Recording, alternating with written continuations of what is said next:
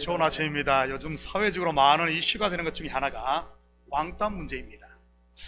영어로는 왕따시키는 사람을 bully, 왕따라는 이 행위 자체를 bullying, 그리고 왕따 당하다를 be bulled라고 이렇게 하지. 그래서 나 왕따 당했어 라고 표현하고 싶다면 I am bullied 이렇게 하면 됩니다.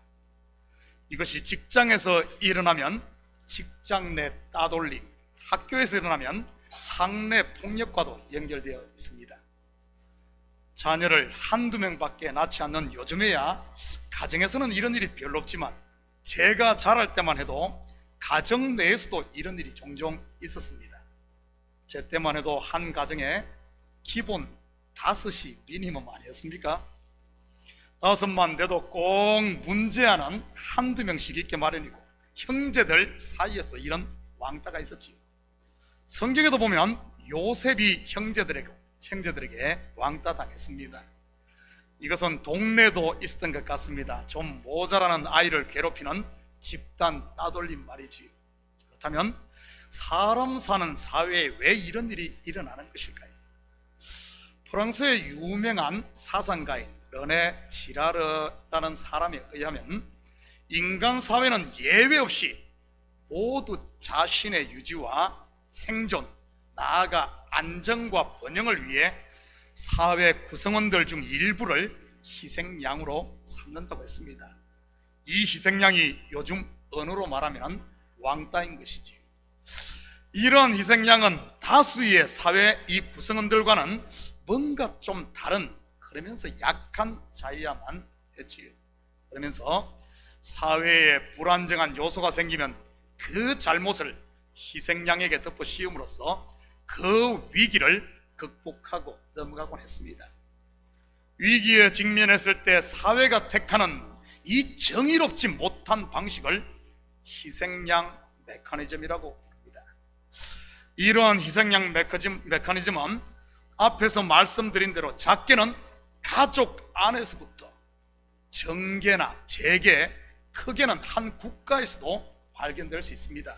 대표적인 사례가 중세에 있었던 마녀사냥, 유대인 학살, 그리고 간토 대지진, 조선인 학살 사건과 같은 것이지. 심지어 14세기부터 17세기 유럽에서 있었던 마녀사냥은 적어도 50만 명 이상의 사람들이 마녀로 몰려 처형되었다는 기록이 있습니다. 사실 예수님께서도 유대인들에 의해 희생양 메커니즘으로 죽었던 것 아닙니까? 한번 볼까요? 요한복음 11장 49절 50절입니다. 그 중에 한 사람, 그 해의 대제사장인 가야바가 그들에게 말하되 너희가 아무것도 알지 못하는도다. 한 사람이 백성을 위하여 죽어서 온 민족이 망하지 않게 되는 것이 너희에게 유익한 줄을 생각하지 아니하는도다 하였으니, 유대 종교 지도자들은 그 사회를 로마로부터 지킨다는 명목으로 예수를 희생양으로 삼았던 것이지요. 그런데 이러한 희생양 메커니즘의 기원은 창세기 3장까지 거슬러 올라감을 볼 수 있습니다. 창세기 3장 21절입니다.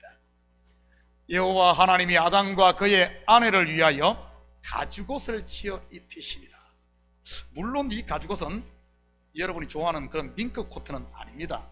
흠없는 어린 양의 가죽으로 만든 옷이지요. 이 희생양의 실체가 누구입니까? 바로 우리의 구주가 되시는 예수 그리스도입니다.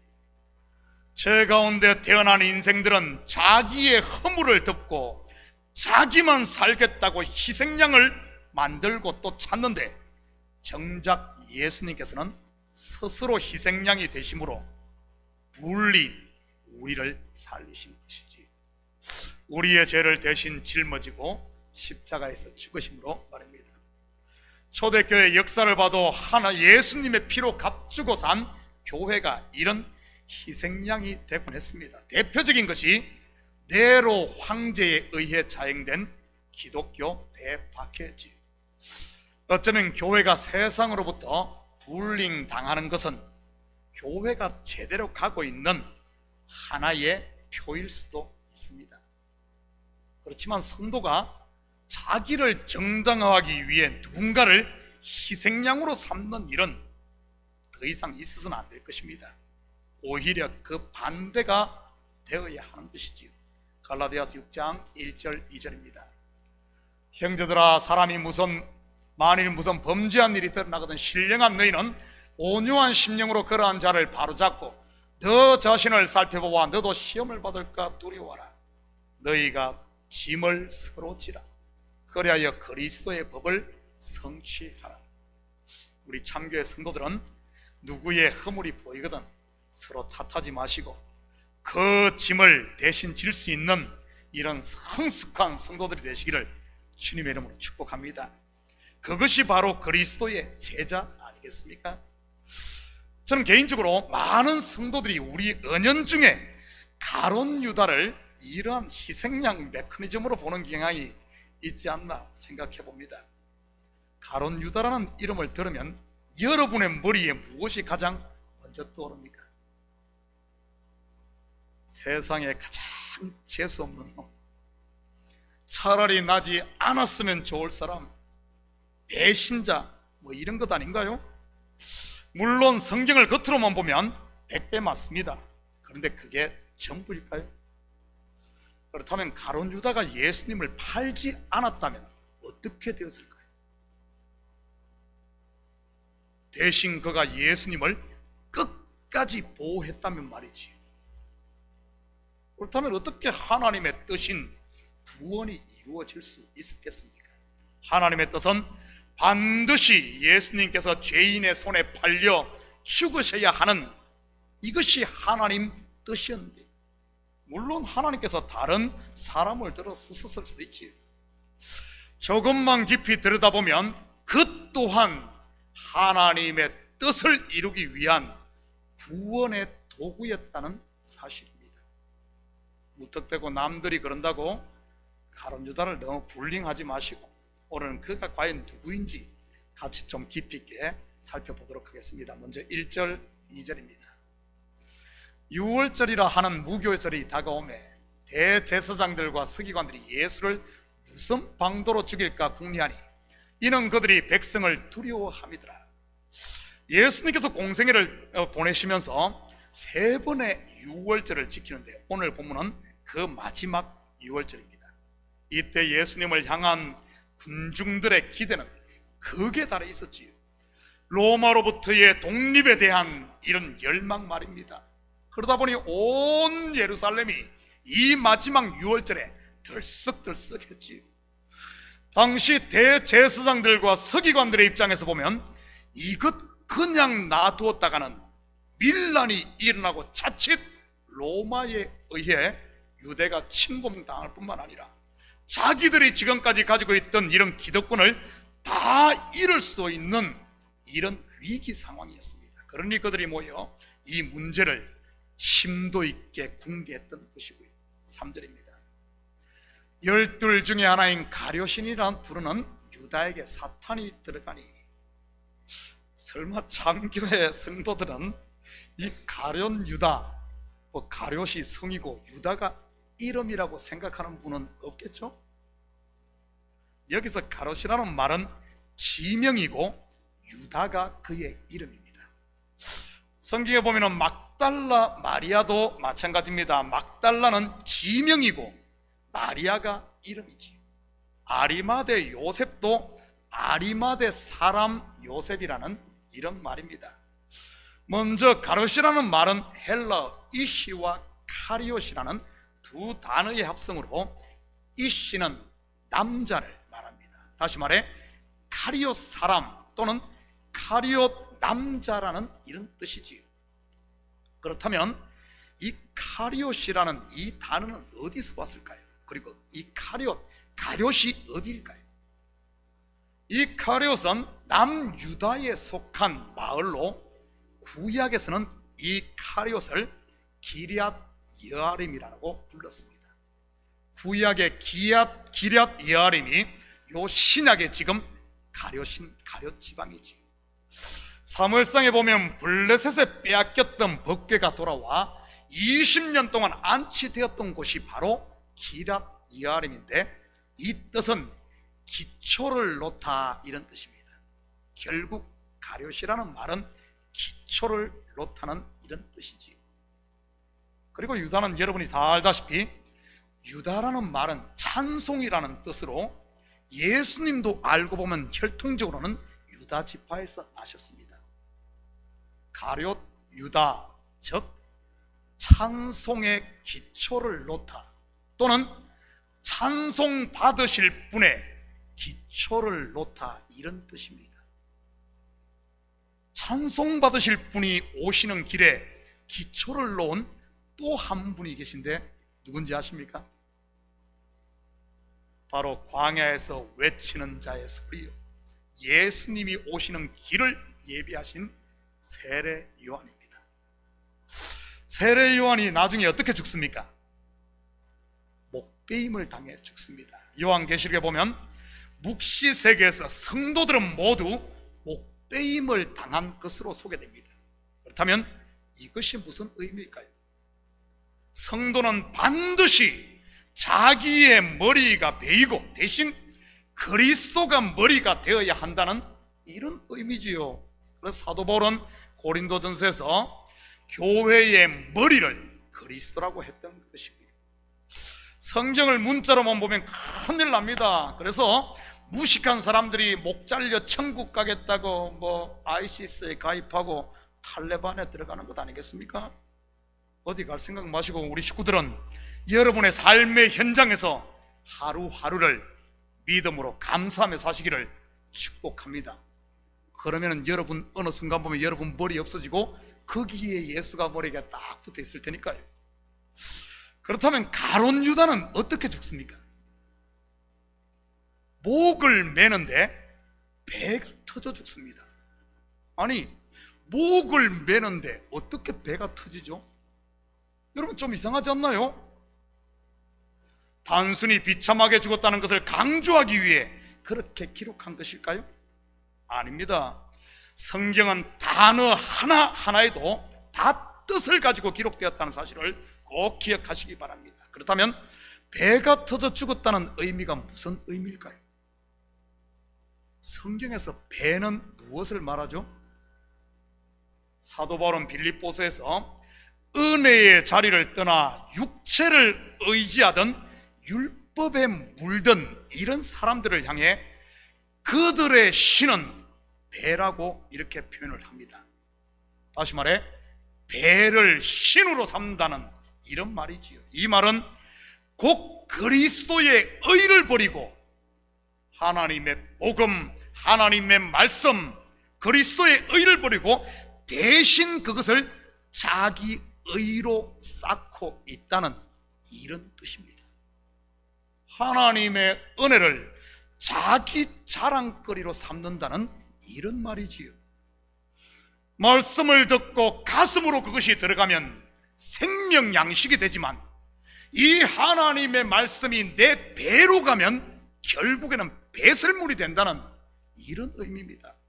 그래서 바울이 자기의 배에 쌓은 율법의 의를 다 배설물처럼 버린다고 한 것 아니겠습니까? 결국 가룟 유다가 배가 터져 창자가 다 흘러나왔다는 말은 더 이상 그에게 배가 없다는 말인 것입니다. 여러분, 성도는 배가 없어야 합니다. 아멘. 그렇다고 배 나오신 분들도 시험 들지는 마시고요. 이 배를 말하는 게 아니라 자기 의를 담은 욕심의 배가 없어야 된다는 말입니다. 결국 세례 요한이 목베임을 당했다는 말이나 가룟 유다가 배가 터졌다는 말은 영적으로 보면 같은 의미인 것입니다. 계속해서 가룟 유다가 누구인지 좀 더 살펴보십시다. 그러면서 성경은 가룟 유다를 12 중에 하나라고 소개를 하네요. 여기서 12 중에 하나 할 때 요 하나라는 단어가 헬라어 아리트모스인데 이 단어는 아이로에서 온 단어로 들어 올리다 이런 뜻입니다. 12 중에 하나, 들어 올리다. 여러분, 구약에서 들어 올리는 행위는 희생 제물을 드리는 것을 말합니다. 구약에서 유다처럼 12 중 하나로 들어 올려진 사람이 나옵니다. 누구죠? 바로 야곱의 12 아들 중 하나인 요셉입니다. 그 또한 형들의 손에 의해 구덩이에서 빠졌다가 들어 올려져 애굽의 종으로 팔리죠. 그 또한 기럇 여아림, 가룟 즉 기초를 놓은 자 아닙니까? 온 가족이 기근을 피해 떡이 있는 애굽으로 올 수 있게 기초를 놓았고 4분 5열 갈라진 12 형제를 하나 되게 하는 기초석이 된 사람이 바로 요셉이지. 그리고 가룟 유다에게 사탄이 들어갔다고 하네요. 우리가 상상하듯이 사탄이 들어갔다는 이런 말일까요? 문자로만 보면 그렇게 보이니까요. 이 말의 의미를 좀 더 정확하게 알기 위해 4절과 5절을 함께 보십시다. 이에 유다가 대제사장들과 성전 경비대장들에게 가서 예수를 넘겨줄 방도를 의논하며 그들이 기뻐하여 돈을 주기로 언약하는지라. 유다가 그들과 의논했다는 말은 그들과 말을 섞었다는 이런 뜻입니다. 마치 하와가 뱀의 말을 듣고 그와 말을 섞었듯이 말이지. 그들과 말을 섞은 결과가 무엇입니까? 유다가 대제사장과 성전 맡은 자들과 언약을 함으로 그들과 뜻이 하나가 됩니다. 가룟 유다에게 사탄이 들어갔다는 말이 이런 의미인 것입니다.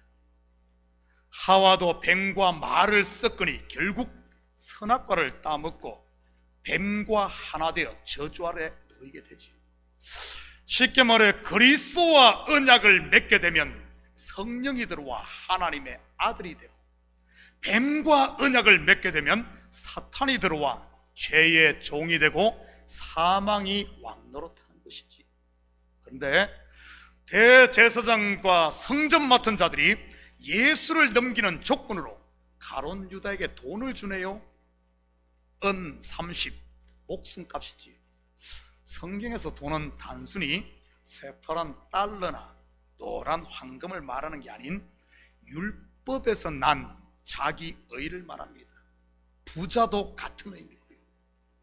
결국 돈을 받은 가룟 유다나 선악과를 먹고 하나님과 같이 되려고 했던 하와나 바벨탑을 쌓아 그 꼭대기를 하늘에 다루고 했던 아담의 후예들이나 더 나아가 교회를 박해함으로 하나님께 상받겠다고 설쳤던 예수 만나 바울로 거듭나기 전 사울이나 동일하다는 말입니다.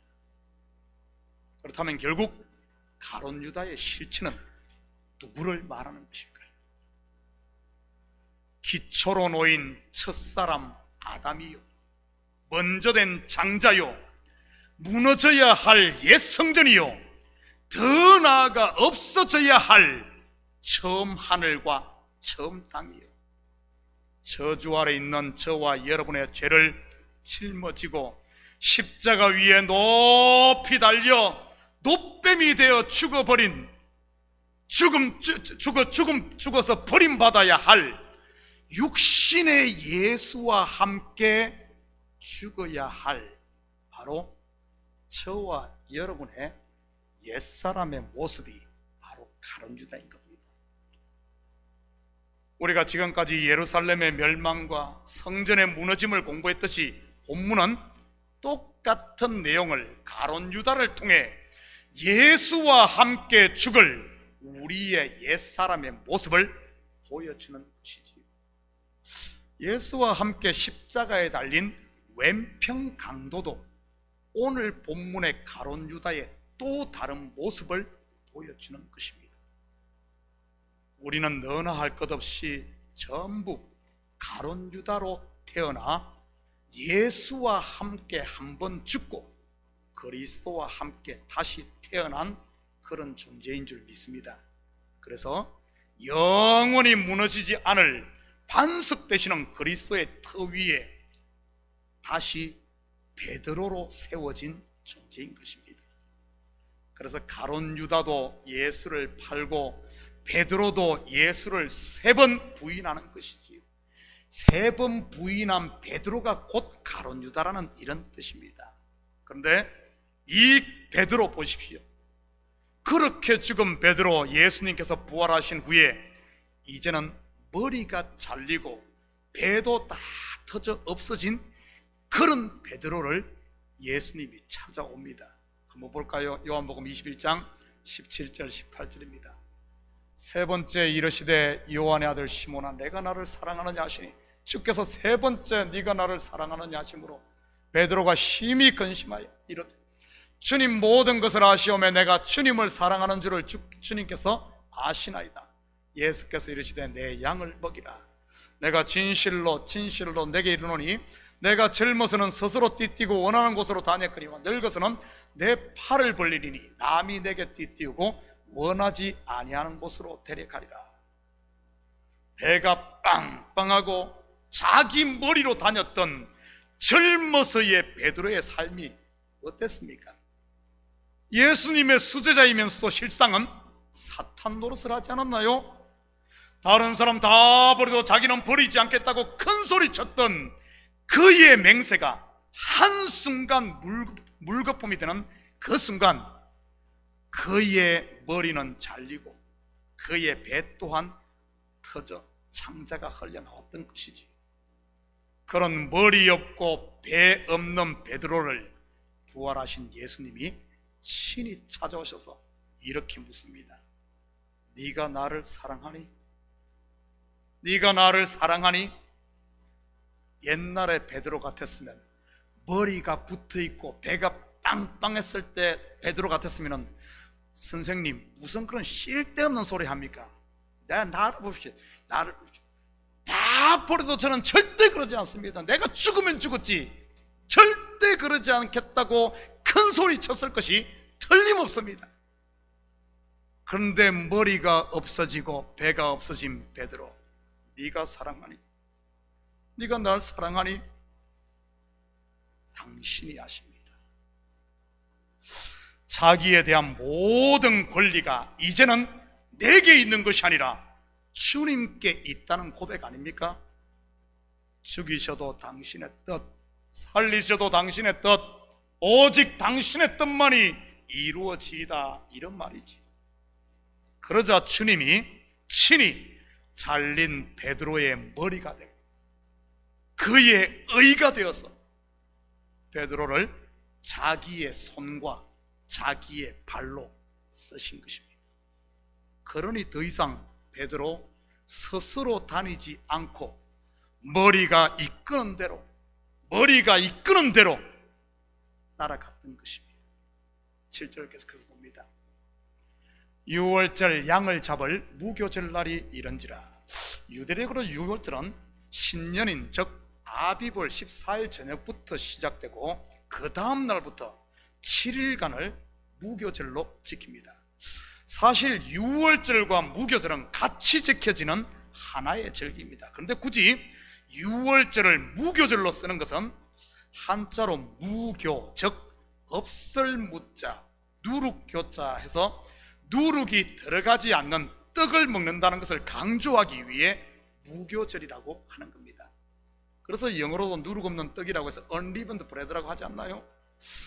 떡은 생명 되시는 예수 그리스도의 말씀을 말하는 것으로 구원받은 성도들은 더 이상 하나님의 말씀을 율법의 누룩이 섞이지 않은, 절대 섞이지 않은 오직 순수한 은혜로 진리로 먹어야 된다는 것을 강조하는 말입니다.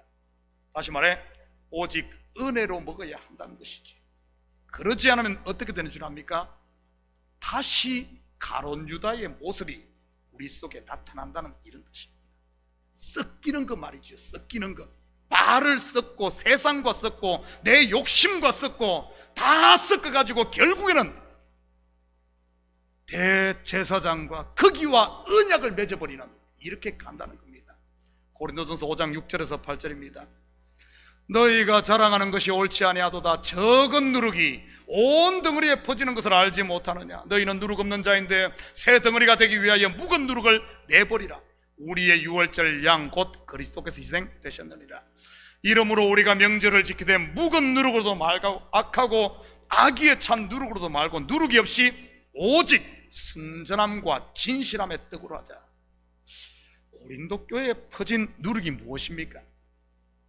은혜로 시작된 교회가 율법으로 돌아간 것 아닙니까? 그 결과로 나타난 것이 서로 머리가 되겠다고 바울파, 아볼로파, 게바파, 그리스도파며 당을 지어 분쟁한 것이지요. 그러니 스스로 사사건건 서로 터집을 잡아서 싸웠던 것입니다. 쉽게 말해 내가 하면 로맨스고 네가 하면 불륜인 것처럼 이렇게 싸운 겁니다. 그러다 보니 나중에는 처녀가 시집 갔다고 싸우고 또 시집 안 갔다고 싸우고 방언이 세다 예언이 세다며 은사 가지고 싸우고 어떤 직분이 높고 낮음으로 싸우고 매 쌈박질만 했던 것입니다. 여러분, 교회가 무슨 쌈딱도 아니고 왜 그렇게 싸웠겠습니까? 그렇다고 고린도 교회가 치고받고 싸운 것도 아닙니다. 전부 요 말을 가지고 쌈질을 했던 것이지. 이게 바로 누룩 섞인 빵이요 사단과 말을 섞은 가룟 유다의 모습이 아니고 무엇이겠습니까? 은혜에서 율법으로 돌아간 그 말이지.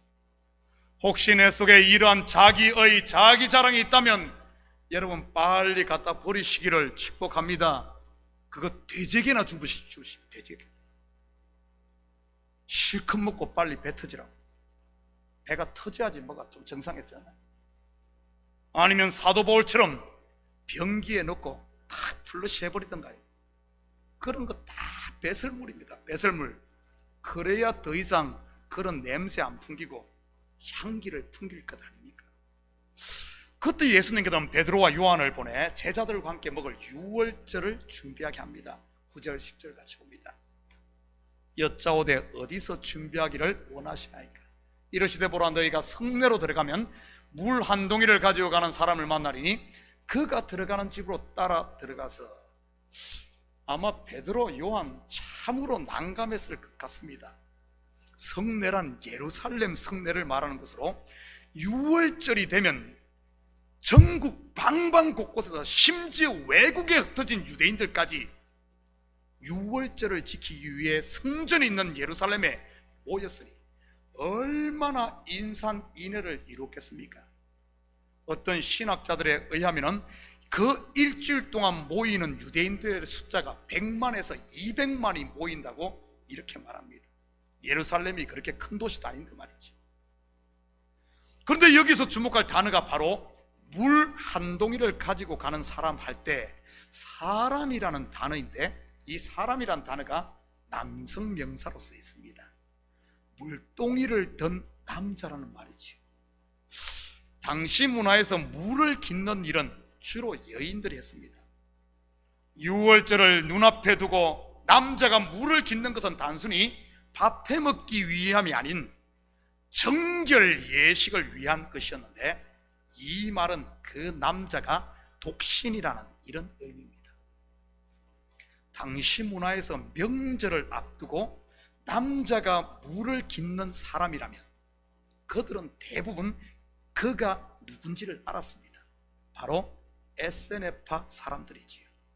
이들은 주로 독신으로 광야에서 공동체 생활을 했었는데, 그 대표적인 곳이 바로 우리가 잘 아는 쿰란 공동체입니다. 세례 요한도 이 에세네파 출신이었던 것으로 추정을 합니다. 이들은 하나님이 보내실 메시아를 기다리며 철저하게 자기를 정결하게 하며 금욕 생활을 했던 사람들로서 당시 기득권을 잡고 있던 바리새파나 사두개파는 달리 그 수가 극히 소수에 불과한 사람들이었습니다. 그러기에 그들은 광야에서 생활을 하다가 유월절이나 이런 절기가 되면 예루살렘에 와서 그들 공동체가 함께 명절을 지켰습니다. 한마디로 이들은 유대 사회 속에서도 소외되고 잊혀진 왕따와 같은 그런 존재들이었죠. 그리고 그들은 광야에서 무소유로 살았습니다. 세례 요한 또한 낙타 트롯을 입고 메뚜기와 석청을 먹었다고 성경에서 소개하고 있지 않습니까? 또 그것을 우리식으로 해석해서 건강식을 했다 이러면 곤란합니다. 그렇다면 왜 예수님은 굳이 베드로와 요한에게 물 한 동이를 가지고 가는 남자를 따라 들어가서 유월절을 준비하라고 했었던 것일까요? 여기에는 상징적인 의미가 있습니다. 성경에서 물은 언약, 말씀, 성령을 말합니다. 한결같습니다. 물 한 동이를 가진 사람이란 비록 세상에서는 소외되고 잊혀지고 왕따일지라도 그 속에 말씀이 있고 메시아에 대한 언약을 간직한 이런 사람이라는 뜻입니다. 그런 그들을 예수님이 잊지 않으시고 친히 찾아가 함께 유월절 명절을 지킨 것이지. 마치 애굽에서 430년을 종살이하며 소외되었던 잊혀졌던 자기 백성 이스라엘을 하나님이 친히 찾아간 것과 같은 것입니다. 유월절 어린 양을 잡아 문설주에 피를 바르고 그 밤에 집 안에 머물며 유월절 양을 먹으라는 언약을 지킨 이스라엘을 찾아가신 하나님은 오늘 본문에서는 육신의 몸을 입고 오신 그 하나님, 바로 예수님이 여전히 그 언약 붙들고 수천 년을 언약 붙들고 약속 붙들고 믿음을 지키며 그것 가지고 있는 소외된 이 백성을 친히 찾아가신 그 모습인 겁니다. 그리고 예수님은 제자들과 함께 그 집에서 이 마지막 유월절을 함께 지킵니다. 유월절 어린 양의 실체이신 메시아 예수님이 그 왕따 공동체 소외된 그들과 함께 말이죠. 사랑하는 성도 여러분, 우리는 모두 저주 아래서 가론 유다로 태어난 죄인이었습니다. 그런 죄인, 소외되고 잊혀진 우리를 주님은 자기의 피 공로로 우리를 거듭나게 하셔서 우리를 하나님 자녀 삼으시고 성도로 이 시간 부른 줄 믿습니다. 그리고 오늘도 우리 예수님은 세상으로부터 박해받는 자기 백성인 소외된 자기 백성 친히 찾아오신다는 사실을 잊지 마시기 바랍니다. 목사는 안 알아줘도, 비록 우리 교회에서 잊혀진 것 같아도 그러지 않습니다. 우리 예수님은 언약 백성, 언약을 가지고 있는 소망 안에 있는 그는 마지막 한 영혼까지 그 예루살렘에 200만이 모여서 up적거리는 그 가운데서도 물 한 동이 들고 가는 그 사람 찾아가서 유월절을 함께 보내시는 것입니다. 이 한 주도 세상 가운데 살지만 세상과 영적으로 섞이지 마시고 여러분의 믿음을 끝까지 지킴으로 주님과 함께 누룩이 섞이지 않은 온전한 은혜 아래서 승리하며 사는 이런 복된 한 주가 되기를 주님의 이름으로 축복합니다. 같이 기도하십시다. 사랑의 아버지 하나님, 참으로 감사드립니다. 맞습니다. 내가 가론 유다였는데 아버지 하나님, 옛사람 나를 십자가에 못 박고 새 사람 베드로로 거듭나게 하셔서 이제는 주님이 나의 머리가 되고 나의 의가 되고 나의 소망이 되어 주심을 참으로 감사드립니다. 내 양을 먹이라. 맞습니다. 이제는 주님과 함께 하나 되어 우리 남은 삶이 주님의 양떼들을 치며 아버지 하나님, 소외된 영혼들에게 물을 공급하는, 떡을 공급하는 작은 예수로 그리스도의 증인으로 살게 도와주시옵소서. 감사드리며 예수님의 이름으로 기도드립니다. 아멘. 자, 우리